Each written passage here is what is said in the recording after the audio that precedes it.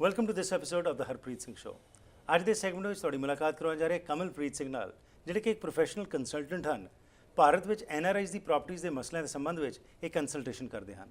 ਆਓ ਇਹਨਾਂ ਨਾਲ ਅੱਜ ਗੱਲਬਾਤ ਕਰਦੇ ਹਾਂ ਕਿ ਲੈਂਡ ਰੈਵਨਿਊ ਰੈਕਡ ਕੀ ਹੈ, ਇਸ ਵਿੱਚ ਕਿਹੜੀ ਚੀਜ਼ਾਂ ਦਾ ਧਿਆਨ ਰੱਖਣਾ ਚਾਹੀਦਾ ਹੈ, ਤੇ ਉਸ ਤੋਂ ਇਲਾਵਾ ਪਾਵਰ ਆਫ ਅਟਾਰਨੀਜ਼ ਦੇ ਸੰਬੰਧ ਵਿੱਚ ਇਹ ਅੱਜ ਸਾਡੇ ਨਾਲ ਕੀ ਇਨਫੋਰਮੇਸ਼ਨ ਸ਼ੇਅਰ ਕਰਨਾ ਚਾਹੁੰਦੇ ਨੇ। Ji Anand ji, welcome to the programme. Thank you ਭਾਜੀ, welcome. So land revenue record ਦੀ ਜਦ ਅਸੀਂ ਗੱਲ ਕਰਦੇ ਹੈਗੇ ਹਾਂ ਜੀ, ਸੁਣ ਰਹੇ ਸੀ ਕਿ ਕੰਪਿਊਟਰਾਈਜ਼ਡ ਹੋ ਗਿਆ, ਨਹੀਂ ਤਾਂ ਪਹਿਲਾਂ ਤਾਂ ਉਹ ਲੰਬੀਆਂ ਜਿਹੜੇ ਹੁੰਦੇ ਸੀ ਉੱਥੇ ਪਟਵਾਰੀ ਜਾਂ ਜ਼ਮੀਨਦਾਰ ਜਿਹੜੇ ਲੋਕ ਹੈਗੇ ਨੇ ਉਹਨਾਂ ਕੋਲ ਇਹ ਹੁੰਦੇ ਸੀ ਕਾਗਜ਼। ਹੁਣ ਕਿੱਥੇ ਖਲੋਤੇ ਆ ਪੰਜਾਬ ਦੇ ਵਿੱਚ? ਭਾਈ ਅੱਜ ਵੀ ਕੁਛ ਇੱਕ ਹੱਦ ਤੱਕ ਜਿਹੜਾ ਇਹਦਾ ਰਿਕਾਰਡ ਹੈਗਾ ਉਹ ਕੰਪਿਊਟਰਾਈਜ਼ਡ ਹੋਇਆ, ਕੁਛ ਹੱਦ ਤੱਕ ਨਹੀਂ ਹੋਇਆ। ਯਾਨੀ ਕਿ ਜੇ ਆਪਾਂ ਡਿਟੇਲ ਦੇ ਵਿੱਚ ਗੱਲ ਕਰੀਏ ਤੇ ਪਰਸੈਂਟੇਜ ਨੂੰ ਕੰਸੀਡਰ ਕਰੀਏ ਤੇ ਦੈਟ ਇਜ਼ 60% ਕੰਪਿਊਟਰਾਈਜ਼ਡ ਹੋ ਗਿਆ, ਲੇਕਿਨ 40% ਅੱਜ ਵੀ ਉਹ ਨਾਨ ਕੰਪਿਊਟਰਾਈਜ਼ਡ ਹੀ ਹੈਗਾ। ਔਰ ਦੂਸਰੀ ਗੱਲ ਇਹ ਆ ਵੀ ਜਿਹੜਾ ਕੰਪਿਊਟਰਾਈਜ਼ਡ ਹੋਇਆ ਉਹ ਕਰੰਟ ਕੰਪਿਊਟਰਾਈਜ਼ਡ ਹੋਇਆ। ਜੇ ਆਪਾਂ ਨੂੰ ਉਹਦੇ ਪਿਛਲਾ ਪਿਛੋਕੜ ਸੰਚਨਾ ਕਰ ਪਾਊਗਾ ਤੇ ਉਹ ਪਿਛੋਕੜ ਜਿਹੜਾ ਫਿਰ ਪਟਵਾਰੀ ਕੋਲ ਹੀ ਐਜ਼ ਇਟ ਇਜ਼ ਹੀ ਸਾਨੂੰ ਜਾਣਾ ਪਊਗਾ। ਓਕੇ, ਸੋ ਪ੍ਰੀਵੀਅਸ ਨਹੀਂ ਕੀਤਾ, ਸਿਰਫ ਅਜੇ ਹੁਣ ਦਾ ਜਿਹੜਾ ਉਸ ਕਰੰਟ ਪੋਜੀਸ਼ਨ ਜੋ ਹੈਗੀ ਆ ਉਹ ਉਹਨਾਂ ਨੇ ਕਰਤੀ ਹੈ, ਬਟ ਪਿਛਲਾ ਨਹੀਂ ਕੀਤਾ।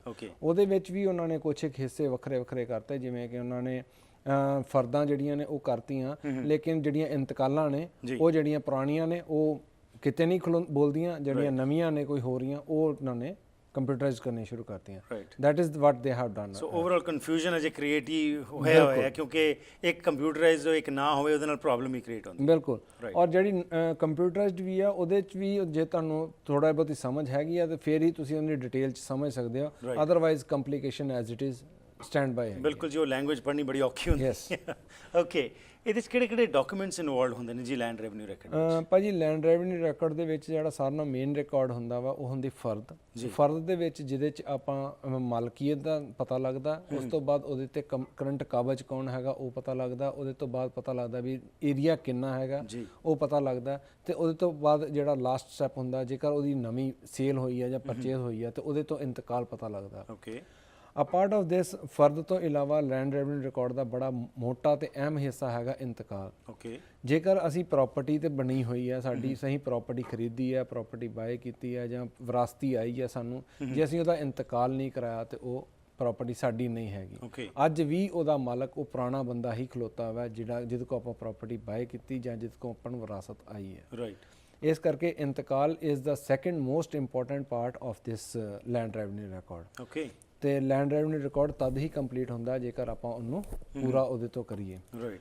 ਔਰ ਦੂਸਰੀ ਗੱਲ ਮੈਂ ਇਹਦੇ 'ਚ ਇਹ ਕਹਿਣੀ ਚਾਹਾਂਗਾ ਕਿ ਐਡੀਸ਼ਨ ਜਿਹੜੀ ਜਦੋਂ ਅਸੀਂ ਵਿਰਾਸਤ ਕਰਾਉਂਦੇ ਹਾਂ ਜੀ, ਔਰ ਵਿਰਾਸਤ ਕਰਾ ਲਈ, ਇੰਤਕਾਲ ਸਾਡੇ ਨਾਂ ਤੇ ਚੜ੍ਹ ਗਈ, ਪਰ ਇੰਤਕਾਲ ਚੜ੍ਹਨ ਤੋਂ ਬਾਅਦ ਮਲਕੀਅਤ ਅਜੇ ਵੀ ਸਾਡੀ ਨਹੀਂ ਹੈਗੀ। ਰਾਈਟ।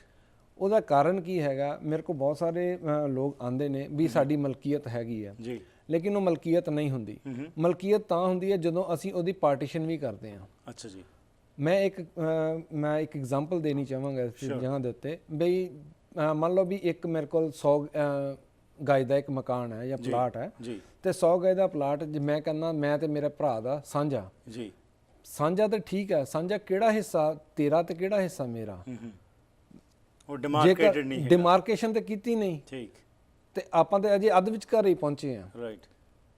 ਲੈਂਡ ਰੈਵਨਿਊ ਰਿਕਾਰਡ ਸਾਡੇ ਨਾਂ ਤੇ ਹੋ ਗਿਆ, ਲੇਕਿਨ ਲੈਂਡ ਰੈਵਨਿਊ ਰਿਕਾਰਡ ਹੋਣ ਦੇ ਬਾਵਜੂਦ ਵੀ ਅਸੀਂ ਮਾਲਕ ਨਹੀਂ ਕਿਸੇ ਵੀ ਹਿੱਸੇ ਦੇ। ਠੀਕ ਹੈ। ਸਾਡੇ ਕੋਲ ਡਿਮਾਰਕੇਸ਼ਨ ਹੀ ਨਹੀਂ ਹੈਗੀ, ਤੁਸੀਂ ਕਿਹੜੇ ਹਿੱਸੇ ਦੇ ਮਾਲਕ ਜੀ? ਰਾਈਟ। ਜੇਕਰ ਉਹਦਾ ਭਰਾ, ਮੇਰਾ ਭਰਾ ਆਣ ਕੇ ਮੇਰੇ ਵਾਲੇ ਹਿੱਸੇ ਤੇ ਕੱਲ ਨੂੰ ਜਿਹੜਾ ਅਸੀਂ ਮਿਊਚੁਅਲੀ ਬੈਠ ਕੇ ਡਿਸਾਈਡ ਕੀਤਾ, ਜੇ ਅਸੀਂ ਗਵਰਨਮੈਂਟ ਨੂੰ ਉਹਨੂੰ ਪਲੱਜ ਨਹੀਂ ਕੀਤਾ ਹੋਇਆ ਤੇ ਉਹ ਤਾਂ ਮੇਰੇ ਹਿੱਸੇ ਤੇ ਬਣਾ ਲੇਗਾ ਘਰ, ਤੇ ਫਿਰ ਤੇ ਝਗੜਾ ਫਿਰ ਪੈ ਗਿਆ। Right. So land revenue record that is not so simple ਕਿ ਆਪਾਂ ਉਹਨੂੰ ਫਟਾਫਟ ਖਤਮ ਕਰ ਦਈਏ। ਨਾ ਹੀ ਇਹ ਇੰਨਾ ਈਜ਼ੀ ਹੈਗਾ ਕਿ ਆਪਾਂ ਉਹਨੂੰ ਇੱਕ 10 ਮਿੰਟ ਜਾਂ 2 ਮਿੰਟ ਲਗਾ ਕੇ ਜਾਂ ਫਰਦ ਕਢਾ ਲਈ ਤੇ ਆਪਣਾ ਰਿਕਾਰਡ ਪੂਰਾ ਹੋ ਗਿਆ। ਬਹੁਤ ਸਾਰੇ ਲੋਕ ਆਉਂਦੇ ਨੇ ਇਹ ਵੀ ਕਹਿ ਦਿੰਦੇ ਨੇ ਵੀ ਫਰਦ ਭਾਜੀ ਆਪਾਂ ਫਰਦ ਇੰਡੀਆ ਤੋਂ ਮੰਗਾਉਂਦੇ ਆ, ਸਾਨੂੰ ਡਿਟੇਲ ਸਮਝਾਓ ਦੀ। ਬਈ ਫਰਦ ਤੇ ਆ ਗਈ, ਉਹਦੀ ਅਕਮਰੈਂਸ ਕਿੱਥੋਂ ਚੈੱਕ ਕਰਾਂਗੇ? ਓਕੇ, ਅਕਮਰੈਂਸ ਨਹੀਂ ਚੈੱਕ ਹੋਈ, ਇਹਦਾ ਮਤਲਬ ਉਹਦਾ ਭਾਰ ਜਿਹੜਾ ਉਹਦੇ ਤੇ, ਜੇਕਰ ਕਿਸੇ ਨੇ ਤੁਹਾਡੇ ਪਿੱਛੇ ਜ਼ਮੀਨ ਜਿਹਨੂੰ ਤੁਸੀਂ ਆਪਣੀ ਪਾਵਰ ਅਟਾਰਨੀ ਯੂਜ਼ਲੀ ਆਪਾਂ ਦੇ ਕੇ ਆ ਜਾਂਦੇ ਆ, ਉਹ ਪਾਵਰ ਅਟਾਰਨੀ ਦਾ ਮਿਸਯੂਜ਼ ਕਰਦੇ, ਉਹਨੂੰ ਰਹਿਣ ਕਰਤਾ ਕਿਸੇ ਕੋਲ, ਉਹ ਕਿੱਥੋਂ ਪਤਾ ਕਰਾਂਗੇ? ਉਹ ਨਹੀਂ ਪਤਾ ਕਰਦੇ ਆਪਾਂ। ਆਪਾਂ ਕਹਿੰਦੇ ਆ ਆਪਾਂ ਜੀ ਰਿਕਾਰਡ ਕਰਾਇਆ ਫਰਦ ਲੈਣ ਦੀ ਭਾਜੀ, ਫਰਦ ਤੋਂ ਸਾਨੂੰ ਸਮਝਾਓ ਕੀ ਹੈਗਾ ਵਾ। ਫਰਦ ਤੋਂ ਸ਼ਜਰਾ ਤੇ ਆਪਾਂ ਲੈਂਦਾ ਹੀ ਨਹੀਂ। ਡਿਮਾਰਕੇਸ਼ਨ ਕਿੱਥੇ ਹੈਗੀ ਆ, ਕਿਹੜਾ ਹਿੱਸਾ ਕਿਹਦਾ, ਕੁਛ ਨਹੀਂ ਪਤਾ ਹੈਗਾ।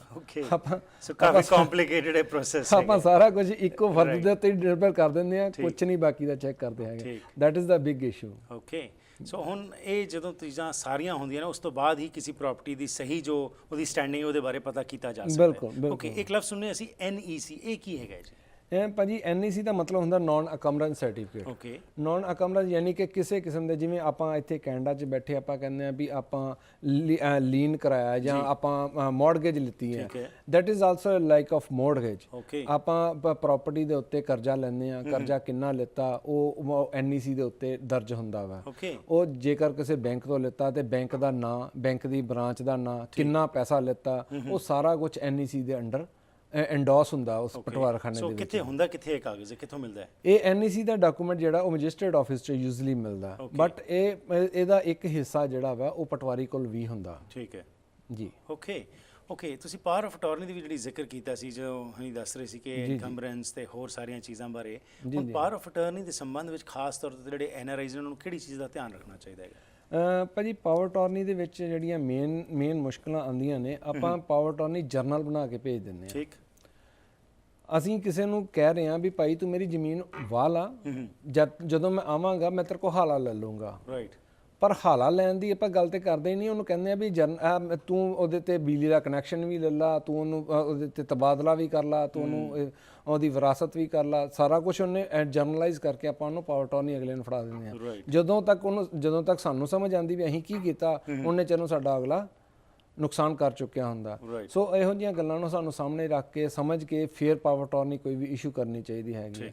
ਔਰ ਨਾਲ ਸਾਨੂੰ ਜਦੋਂ ਅਸੀਂ ਪਾਵਰ ਟੌਰਨੀ ਇਸ਼ੂ ਕਰਦੇ ਹਾਂ, ਸਾਨੂੰ ਇਹ ਵੀ ਧਿਆਨ ਰੱਖਣਾ ਚਾਹੀਦਾ ਵੀ ਅਸੀਂ ਪਾਵਰ ਟੌਰਨੀ ਕਿਹਨੂੰ ਇਸ਼ੂ ਕਰ ਰਹੇ ਹਾਂ। ਰਾਈਟ, ਸਪੈਸ਼ਲੀ ਜੇਕਰ ਅਸੀਂ ਆਪਣੇ ਭੈਣ ਭਰਾ ਨੂੰ ਇਸ਼ੂ ਕਰਦੇ ਪਏ ਹਾਂ ਤੇ ਇਹਦਾ ਮਤਲਬ ਹੈ ਵੀ ਆਪਾਂ ਆਪਣੇ ਹੱਥ ਵੱਢ ਕੇ ਦੇ ਰਹੇ ਹਾਂ ਤੇ ਉਹਦਾ ਨਤੀਜਾ ਕੋਈ ਵੀ ਕਿਸੇ ਵਕਤ ਵੀ ਬੈਡ ਹੋ ਸਕਦਾ ਹੈ। ਰਾਈਟ, ਓਕੇ, ਇਹਦੇ ਬਾਰੇ ਅਸੀਂ ਕਿਸ ਦਿਨ ਵਿਸਥਾਰ ਵਿੱਚ ਗੱਲਬਾਤ ਮੈਂ ਕਰਨਾ ਚਾਹਾਂਗਾ, ਸਪੈਸੀਫਿਕ ਪਾਵਰ ਆਫ ਅਟਾਰਨੀ ਬਾਰੇ। ਬਹਰਹਾਲ ਇੱਕ ਹੋਰ ਕਿ ਜਿੱਥੇ ਪ੍ਰਾਪਰਟੀ ਰਾਈਟਸ ਦੀ ਅਸੀਂ ਗੱਲ ਕਰ ਰਹੇ ਹਾਂ, ਟ੍ਰਾਂਸਫਰ ਆਫ ਪ੍ਰਾਪਰਟੀ ਰਾਈਟਸ ਦੀ ਜਦ ਅਸੀਂ ਗੱਲ ਕਰਦੇ ਹਾਂ, ਉਹ ਕੀ ਹੁੰਦੀ ਕੀ ਹੈ ਬੇਸਿਕਲੀ? ਭਾਜੀ ਟ੍ਰਾਂਸਫਰ ਆਫ ਪ੍ਰਾਪਰਟੀ ਰਾਈਟਸ ਜਿਵੇਂ ਨੂੰ ਆਪਾਂ ਕਈ ਤਰੀਕੇ ਨਾਲ ਕਹਿੰਦੇ ਆ। ਜੇਕਰ ਆਪਾਂ ਬਾਏ ਕੀਤੀ ਹੈ ਜੀ ਤੇ ਬਾਏ ਕੀਤੀ ਹੈ ਤੇ ਜਦੋਂ ਆਪਾਂ ਫਰਦ ਲੈਂਦੇ ਹਾਂ ਉਹਦੇ 'ਚ ਬੈ ਲਿਖਿਆ ਹੁੰਦਾ। ਰਾਈਟ, ਬੈ ਦਾ ਮਤਲਬ ਹੁੰਦਾ ਵੀ ਆਪਾਂ ਜਿਹੜੀ ਹੈ ਪ੍ਰਾਪਰਟੀ ਅਸੀਂ ਖਰੀਦੀ ਹੈ। ਠੀਕ ਹੈ, ਜੇ ਆਪਾਂ ਬੈ ਕੀਤੀ ਹੈ ਜ਼ਮੀਨ ਤੇ ਬੈ ਕਰਕੇ ਆਪਾਂ ਉਹਦੀ ਮਿਊਟੇਸ਼ਨ ਨਹੀਂ ਕਰਾਈ, ਯਾਨੀ ਕਿ ਉਹਨੂੰ ਐਂਡੋਸ ਨਹੀਂ ਕਰਾਇਆ, ਰਾਈਟ, ਠੀਕ ਹੈ, ਤੇ ਪ੍ਰਾਪਰਟੀ ਟ੍ਰਾਂਸਫਰ ਨਹੀਂ ਹੋਈ। ਜਿਵੇਂ ਕਿ ਮੈਂ ਅੱਗੇ ਵੀ ਦੱਸਿਆ ਕਿ ਲੋਕੀ ਕੀ ਕਰਦੇ ਨੇ ਵੀ ਜ਼ਮੀਨ ਲੈ ਲਈ ਲੇਕਿਨ ਉਹਨੂੰ ਇੰਤਕਾਲ ਨਹੀਂ ਕਰਾਇਆ, ਤੇ ਇੰਤਕਾਲ ਨਹੀਂ ਕਰਾਇਆ ਤੇ ਇਹਦਾ ਮਤਲਬ ਬੈ ਪੂਰਾ ਨਹੀਂ ਕੀਤਾ ਆਪਾਂ। ਰਾਈਟ, ਠੀਕ ਹੈ। ਸੋ ਇਸ ਕਰਕੇ ਇਹ ਬਹੁਤ ਜ਼ਰੂਰੀ ਹੈ ਇਸ ਪੁਆਇੰਟ ਨੂੰ ਸਮਝਣਾ, ਇਹਨੂੰ ਸਮਝੇ ਬਿਨਾ ਆਪਾਂ ਅੱਗੇ ਨਹੀਂ ਚੱਲ ਸਕਦੇ ਹੈ। ਦੂਸਰੀ ਗੱਲ, ਜਦੋਂ ਟ੍ਰਾਂਸਫਰ ਆਫ ਪ੍ਰਾਪਰਟੀ ਦੀ ਗੱਲ ਆਉਂਦੀ, ਵਿਰਾਸਤੀ ਜਦੋਂ ਪ੍ਰਾਪਰਟੀ ਟ੍ਰਾਂਸਫਰ ਦੀ ਗੱਲ ਆਉਂਦੀ ਹੈ ਤੇ ਉਦੋਂ ਹੁੰਦੀ ਹੈ ਵੀ ਸਾਡੇ ਪਿਓ ਦੀ ਜ਼ਮੀਨ ਕਿੰਨੀ ਸੀਗੀ ਜੀ, ਉਹਦੀ ਜ਼ਮੀਨ ਦੇ ਕੌਣ ਮਾਲਕ ਨੇ, ਰਾਈਟ, ਉਹਦੇ ਕਿੰਨੇ ਹਿੱਸੇ ਬਣਦੇ ਨੇ, ਕਿਆ ਉਹਦੇ 'ਚ ਉਹਦਾ ਮਾਂ ਮਾਲਕ ਹੈਗੀ ਹੈ ਜਾਂ ਨਹੀਂ। ਜਿਵੇਂ ਹੁਣ ਇੱਕ ਮੈਂ ਐਗਜ਼ਾਮਪਲ ਦੇ ਦਿੰਦਾ ਇੱਥੇ ਛੋਟੀ ਜਿਹੀ, ਥੋੜਾ ਸਮਝਣਾ ਸੌਖਾ ਹੋ ਜਾਊਗਾ ਇਸ ਹਿੱਸੇ ਨੂੰ। ਮੇਰੇ ਨਾਂ ਦੇ ਉੱਤੇ 10 ਏਕੜ ਜ਼ਮੀਨ ਆਂਦੀ ਹੈ ਜੀ, 10 ਏਕੜ ਜ਼ਮੀਨ ਮੇਰੇ ਨਾਂ ਦੇ ਉੱਤੇ ਸੀਗੀ, ਮੇਰੀ ਡੈਥ ਹੋ ਗਈ ਜੀ। ਮੇਰੀ ਡੈਥ ਦੇ ਦੌਰਾਨ ਮੇਰੇ ਫਾਦਰ ਅਲਾਈਵ ਨੇ, ਮੇਰੀ ਮਦਰ ਅਲਾਈਵ ਹੈ, ਮੇਰੀ ਵਾਈਫ ਹੈ, ਮੇਰੇ 2 ਕਿਡਸ ਨੇ ਜੀ। Now who is the power this owner? Right, ਮੇਰਾ ਫਾਦਰ ਮੇਰਾ ਓਨਰ ਨਹੀਂ ਹੈ। ਓਕੇ, ਮੇਰੀ ਵਾਈਫ ਮੇਰੀ ਫਸਟ ਲੀਗਲ ਹਾਇਰ ਹੈ। ਓਕੇ, ਸੈਕਿੰਡ ਮੇਰੇ ਮਦਰ ਨੇ। Right, after that my 2 kids. ਠੀਕ ਹੈ, ਯਾਨੀ ਕਿ ਉਹ 10 ਏਕੜ ਜ਼ਮੀਨ ਜਿਹੜੀ ਆ ਉਹ 4 ਹਿੱਸਿਆਂ ਦੇ ਵਿੱਚ ਡਿਵਾਈਡ ਹੋਊਗੀ। ਮਾਈ 2 kids, wife and mother. Okay, and after that ਹੁਣ ਸਪੋਜ਼ਿੰਗਲੀ ਮੇਰਾ ਬ੍ਰਦਰ ਬੈਠਾ ਹੋਇਆ, ਠੀਕ ਹੈ, ਮਦਰ ਮੇਰੇ ਤੋਂ 15 ਸਾਲ ਦੇ ਬਾਅਦ ਐਕਸਪਾਇਰ ਹੁੰਦੇ ਨੇ ਜੀ, ਤੇ ਉਹ ਜਿਹੜਾ 2.5 ਏਕੜ ਹੈ ਉਹ ਮੇਰੇ ਬੱਚਿਆਂ ਨੂੰ ਨਹੀਂ ਜਾਏਗਾ, ਉਹ ਤੁਹਾਡੇ ਬ੍ਰਦਰ ਨੂੰ ਜਾਏਗਾ। ਉਹ ਬ੍ਰਦਰ ਨੂੰ ਵੀ ਜਾਏਗਾ ਤੇ ਮੈਨੂੰ ਵੀ ਜਾਏਗਾ, ਯਾਨੀ ਕਿ ਸਵਾ ਖੇਤ ਦੀ ਮਾਲਕੀਅਤ ਹੋਊਗੀ। ਥੋੜਾ ਜਿੰਨਾ ਠੇਡਾ, ਲੇਕਿਨ this is the right track. But ਹੁੰਦਾ ਕੀ ਆ ਵੀ ਆਪਾਂ ਜ਼ਮੀਨ ਲੈ ਲਈ, ਸਭ ਕੁਝ ਕਰ ਲਿਆ, ਲੇਕਿਨ ਇਹ ਜਿਹੜੀਆਂ ਚੀਜ਼ਾਂ ਨੇ ਇਹਨਾਂ ਨੂੰ ਨਜ਼ਰਅੰਦਾਜ਼ ਕਰਦੇ ਨੇ ਤੇ ਬਾਅਦ ਦੇ ਵਿੱਚ ਫਿਰ ਪ੍ਰੋਬਲਮਸ ਆਉਂਦੀਆਂ। ਬਿਲਕੁਲ, ਤੁਹਾਡਾ ਬਹੁਤ ਬਹੁਤ ਧੰਨਵਾਦ ਇੱਥੇ ਆ ਕੇ ਇਹ ਇਨਫੋਰਮੇਸ਼ਨ ਸਾਡੇ ਦਰਸ਼ਕਾਂ ਨਾਲ ਸ਼ੇਅਰ ਕਰਨ ਲਈ। Thank you very much for. Thank you ਭਾਜੀ।